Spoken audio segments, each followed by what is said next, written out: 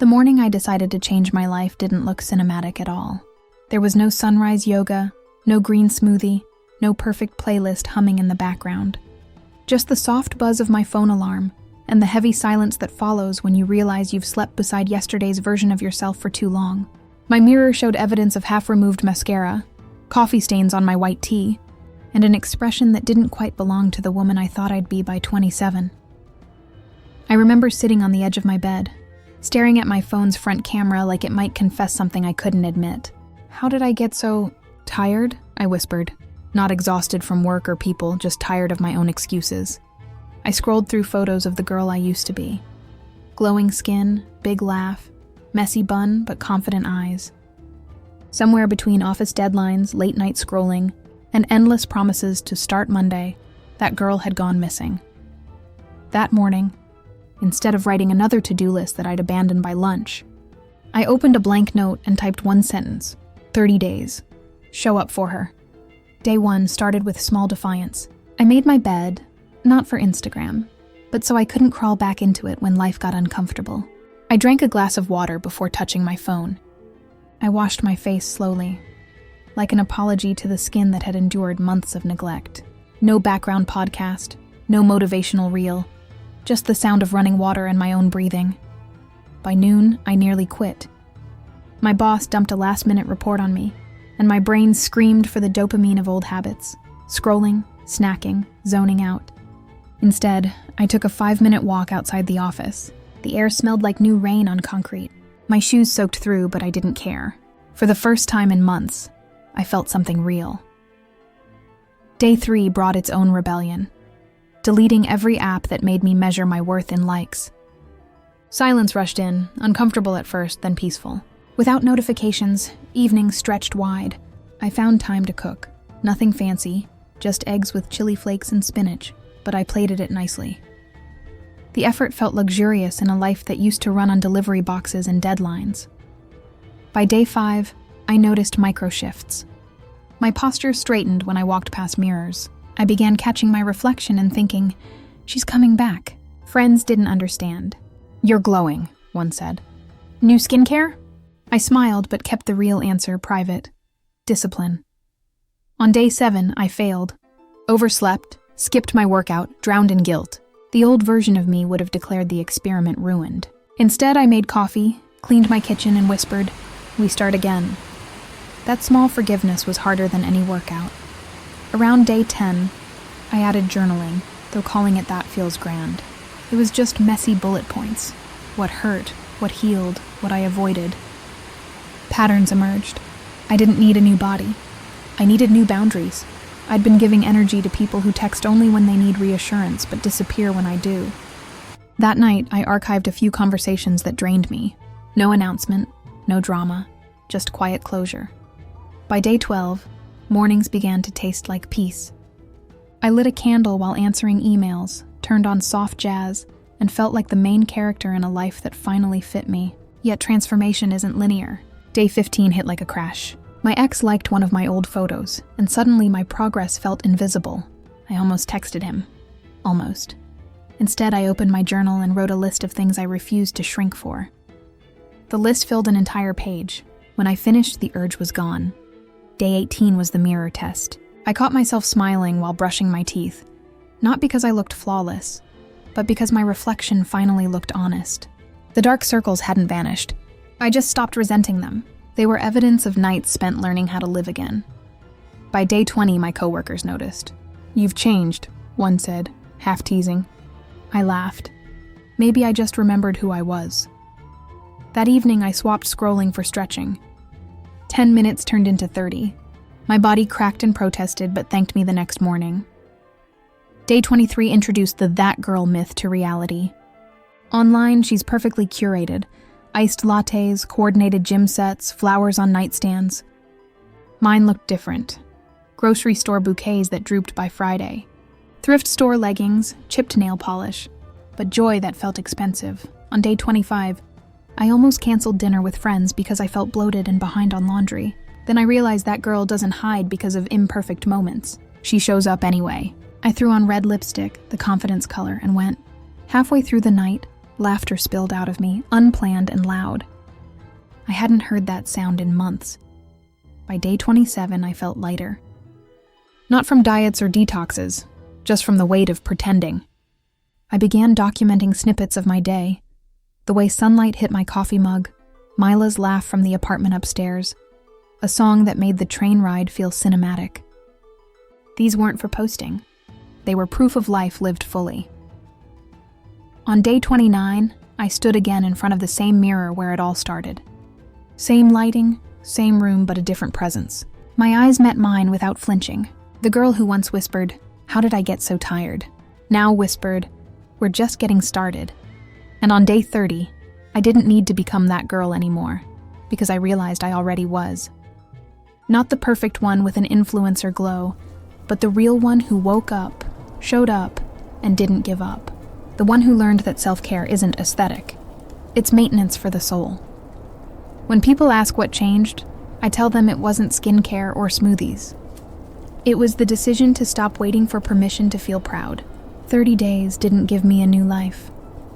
They reminded me how to live the one I already had. That morning, I made the same glass of water, the same bed, the same coffee. But everything felt different. Because this time I did it with intention, and that's what that girl really means. Not someone flawless, but someone fully present. The funny thing about transformation is that it doesn't ask for applause. It asks for consistency. After the 30 days ended, I didn't wake up to fireworks or a viral glow-up reel. The world looked exactly the same. It was me who had shifted. I no longer needed proof that change was possible. I had lived through it, one small decision at a time. But maintaining it, that's where the real test began.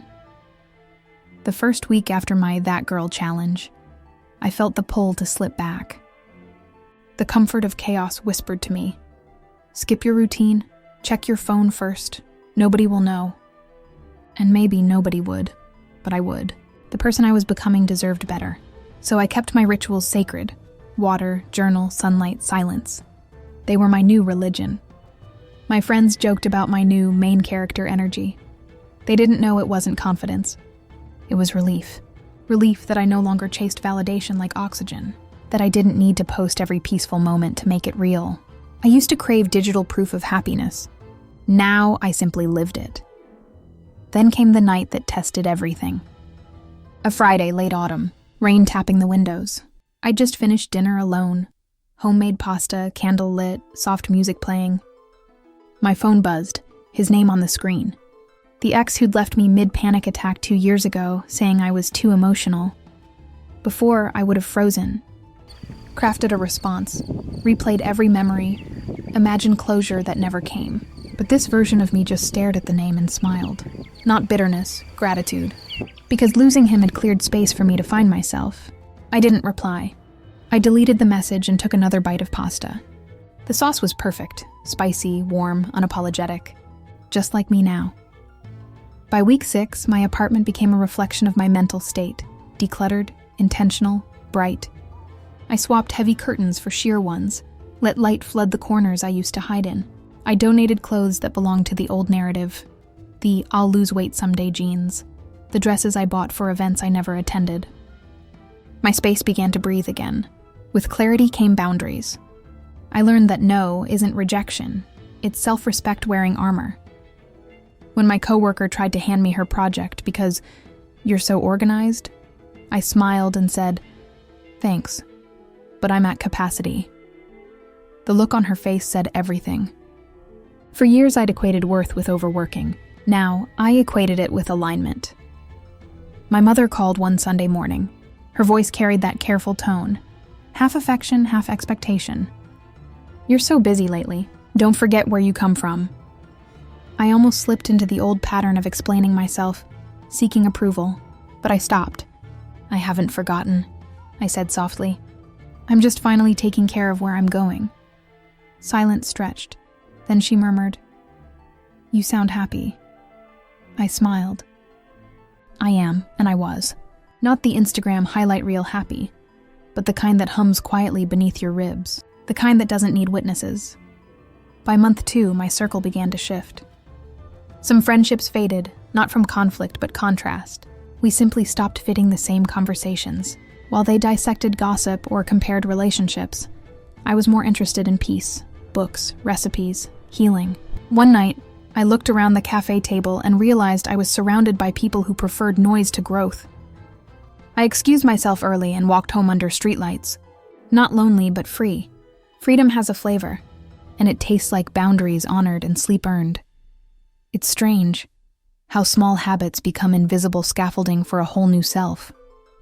A morning stretch replaced overthinking. A walk replaced scrolling. Writing replaced venting. Somewhere along the way, I stopped counting days and started living them. Around day 60, I met myself in the mirror again. Same reflection, but different story. My body hadn't changed dramatically. My face hadn't transformed. What had changed was the energy, an ease that comes when you stop performing womanhood like an audition. That night, I decided to document what the internet gets wrong about that girl. So I recorded a video, hair tied up, wearing my oldest hoodie, no makeup, just me in my kitchen. I said, being that girl isn't about becoming someone new. It's about remembering who you were before the world told you to be quieter. I didn't expect anyone to care, but they did. The comments poured in. Finally, someone said it. This made me cry. I thought I was the only one. Suddenly, I wasn't just a girl trying to rebuild her life. I was a mirror for others doing the same. The next morning, my DMs overflowed with stories. Women in their 20s, 30s, even 40s, confessing they'd lost themselves too. One message read, "You helped me forgive my past self." That one stayed with me. Because I'd learned forgiveness isn't weakness, it's release. Then came a letter from a follower named Elise. I watched your video 3 times. My mom used to tell me being independent made me selfish. Now I'm learning self-love isn't selfish, it's sacred. I cried reading that. Not the sad kind of tears. The kind that come when you realize pain wasn't wasted. It was recycled into purpose. That weekend, I created a ritual I call Reset Sundays. No productivity pressure, no endless lists. Just reflection. I'd light incense, play soft music, and write 3 lines. One thing I'm proud of. One thing I forgive. One thing I'm excited for. That simple act rewired my brain from scarcity to gratitude. Months passed. My apartment plants thrived. My energy stabilized. My smile returned often and unforced. Some nights I'd reread my first journal entries, seeing the girl who whispered, "Show up for her." I wanted to reach through the pages and hug her, tell her she made it. That she'd build a life soft enough to rest in and strong enough to protect it. Now, when people ask, "How did you become that girl?" I tell them the truth they already are. She's the part of you that remembers your worth even when you forget. She's the whisper that says, "Try again tomorrow." She's the courage that leaves the message on read, that pours water instead of wine, that chooses rest over validation. The glow everyone sees isn't from skincare. It's from peace. But here's the secret nobody posts about. Peace has a price. You pay for it with goodbyes, with silence, with uncomfortable growth. You pay for it with lonely nights where the only person clapping for you is you. But you also earn mornings where your reflection smiles first. One afternoon, sitting by the window, coffee in hand, I realized I hadn't thought about my old life in weeks. The noise had faded. The guilt had dissolved. All that remained was quiet joy. I took a deep breath, watching sunlight spill across my notebook, and wrote the last line of my 30-day experiment. She's not coming back. She's already home. That sentence became my mantra. Not a goodbye to who I was, but a welcome to who I became. And that's what this journey taught me. Transformation isn't loud. It doesn't demand witnesses. It happens in whispers, between coffee sips, during morning stretches, in how gently you speak to yourself when you fail. It happens when you choose yourself again and again, until one day it's not a choice but a rhythm. So if you're watching this, waiting for the right time to start, this is it. There won't be a perfect morning or an inspiring quote to save you. There will just be a quiet moment when you realize the woman you want to be is waiting for you to stop hesitating. Start with 1 glass of water, 1 made bed, 1 honest thought in your journal, then another, and another, That's how you build a life. Because that girl isn't out there somewhere. She's been here all along, buried under exhaustion, guilt, and everyone else's expectations. She's not waiting for a glow-up. She's waiting for you to look in the mirror and finally see her. So here's to the next 30 days. To showing up, messing up, forgiving yourself, and trying again. To glowing not because someone noticed, but because you did. And when you reach the end of your own 30 days, you won't say, I became that girl. You'll say, I remembered her